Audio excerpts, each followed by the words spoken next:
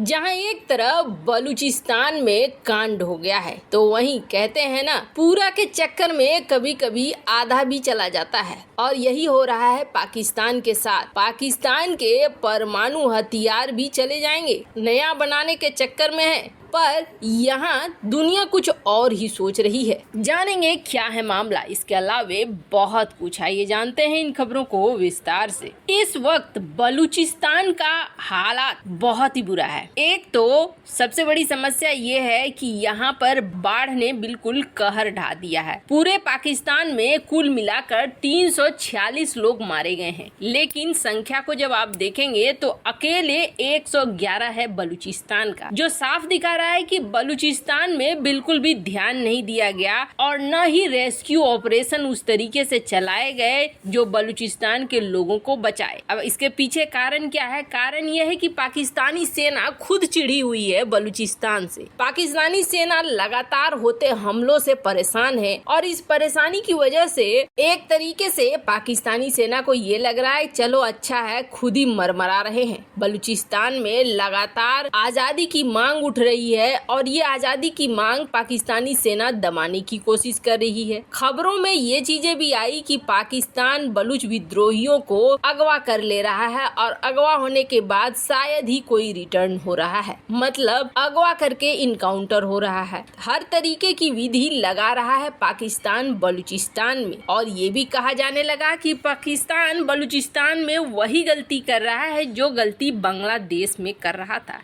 अब हालात ऐसे हो गए कि बलूचिस्तान की जो पीएम है, एग्जाइल पीएम, उन्होंने भारत से रिक्वेस्ट किया, पीएम मोदी से रिक्वेस्ट किया कि आप हमारी आजादी में सहयोग करो। हालांकि भारत ने इस पर कोई भी बयान नहीं दिया। ये हालात हैं बलूचिस्तान के, मतलब बलूचिस्तान आज हो कल हो ये अलग होने के कगार पर है। और इस बात को आप जान लीजिए कि बलूचिस्तान को अलग होने से रोक नहीं पाएगा पाकिस्तान। और सिर्फ यही नहीं, बल्कि ये जो 3 इलाके हो गए हैं ना, एक पश्तून का इलाका, एक ये बलूचिस्तान का इलाका, एक ये पीओके, ये 3-4 टुकड़े टूटेंगे ही टूटेंगे। अब ऐसा कहने का बड़ा कारण क्या है? ऐसा कहने का सबसे बड़ा कारण पाकिस्तानी सेना कुछ भी नहीं कर पा रही है। और ये वखान कॉरिडोर कहाँ है ये आप स्क्रीन पर देख सकते हैं, जहाँ पर पतला सा आपको स्ट्रिप दिखेगा, लेकिन ये बेहद महत्वपूर्ण है क्योंकि ये चाइना, बदख्शान और चुपरासन वैली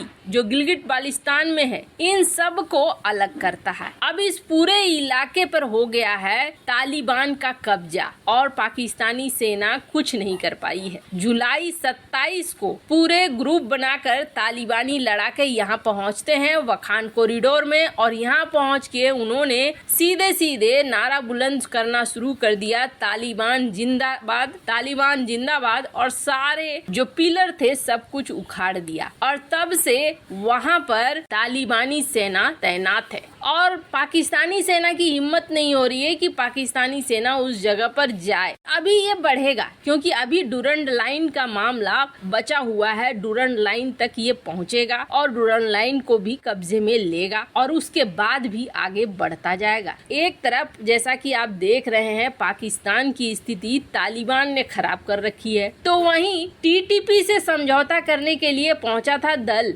और टीटीपी से समझौते का ये प्लान भी पूरी तरीके से फेल हो गया है। पहले टीटीपी के लोग पाकिस्तान से ये मांग करते थे कि हमें पश्तून इलाका अलग से दे दो और कोई बात नहीं है, लेकिन अब इनकी मांग कुछ अलग है। ये कह रहे हैं कि आप पाकिस्तान में शरिया कानून लागू करो। ये हो गया दूसरा पक्ष। अब जरा आते हैं तीसरे पक्ष पीओके में। पीओके में भी आप देख सकते हैं हाल के दिनों में प्रदर्शन बहुत ज्यादा बढ़ गया। पीओके में जो डैम परियोजनाएं चल रही हैं, सीपेक परियोजनाएं चल रही हैं, इसको लेकर बवाल बढ़ता चला जा रहा है और ये प्रोटेस्ट रुकने का नाम नहीं ले रहा है। ये पाकिस्तान के वास्तविक हालात बयान करते हैं, लेकिन उसके ऊपर सबसे बड़ा बम क्या है वो देखिए। सबसे बड़ा बम ये है कि पाकिस्तान में महंगाई दर बहुत ज्यादा बढ़ चुकी है और ये महंगाई 24.93% यानी करीब 25% के आसपास आसपास पहुंच चुकी है। 25% के आसपास पहुंचने का मतलब है बहुत ही खतरनाक स्थिति में पहुंच चुका है पाकिस्तान। अगर खाने की बात करें तो खाने की महंगाई है 28% से ऊपर, तो वहीं ट्रांसपोर्ट का तो करीब हो गया है 65%। पेट्रोल डीजल वगैरह बहुत ज्यादा महंगे हो गए हैं। पाकिस्तान का कोलैप्स होना बिल्कुल तय हो गया है। अब यहाँ बलूचिस्तान में शायद पाकिस्तानी हेलीकॉप्टर, जिसमें जनरल सहित कई प्रमुख लोग थे, कहा जाता है कि बड़े बड़े अफसर रैंक के सेना अधिकारी थे, ये बलूचिस्तान में देखने गए थे कि बलूचिस्तान में लोग जिंदा हैं कि मारे गए। पाकिस्तान ने ये कहा कि ये देखने गए थे कि बाढ़ का रिलीफ कार्यक्रम कैसा चल रहा है, कैसा नहीं चल रहा है। पर ये 6 अफसर, जिसमें कॉर्प्स कमांडर भी था, ये हेलीकॉप्टर सहित गायब हो गया। अब ये मारे गए हैं या जिंदा है, ये किसी को कुछ पता नहीं है। इस हेलीकॉप्टर को ढूंढने के लिए पाकिस्तान ने अपनी सेना को भेजा है। अब यहाँ पर क्या चीज हुई है वो तो इन्वेस्टिगेशन के बाद ही निकल कर आएगा, लेकिन कहा जा रहा है कि ये काफी नजदीक से उड़ रहे थे, जिसमें पाकिस्तानी सेना थे, सीनियर मिलिट्री के अफसर थे, और विंदार और सुसी पुन्नू सरीन में कहीं आसपास इनका गायब हो गया, इनका कांटेक्ट खत्म हो गया कंट्रोल सेंटर से, और पता ही नहीं चला कि ये कहां पे चले गए हैं। तब से ये मिसिंग है और अब यहाँ पर सेना उतरी है, पाकिस्तानी सेना जो चेक करने के लिए उतरी है कि कहां पर ये मिसिंग हुए हैं। अब इस बात से भी इनकार नहीं किया जा सकता है, हो सकता है ये बलूच विद्रोहियों के निशाने में आ गए हों, या हो सकता है सचमुच इनका हेलीकॉप्टर क्रैश कर गया हो। लेकिन बड़े बड़े अफसरों के साथ ये हेलीकॉप्टर आखिर इस क्षेत्र में कर क्या रहा था। पर ठहरिए, पाकिस्तान के ऊपर अभी कहर टूटना बाकी है, और ये कहर दरअसल दुनिया के देश तोड़ेंगे। दरअसल परमाणु संपन्न पाकिस्तान की जो हालत हो रही है, उसे देखते हुए